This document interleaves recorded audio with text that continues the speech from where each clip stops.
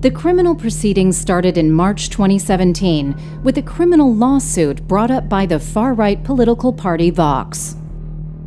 This extremist political party has remained part of the proceedings as the People's Prosecution. They systematically requested the longest prison terms, thrice what the Public Prosecution Service was requesting, and enjoyed ample media attention due to their role. The lawyer acting for the party in the trial was simultaneously running in the Spanish elections and is now a member of Spanish Parliament. Vox also holds 4 seats in the European Parliament in the same political group with the rapporteur of the immunity case. Viva España, viva Europa y Puigdemont a prisión.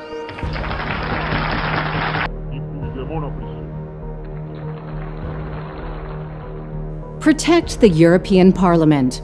Protect their immunity.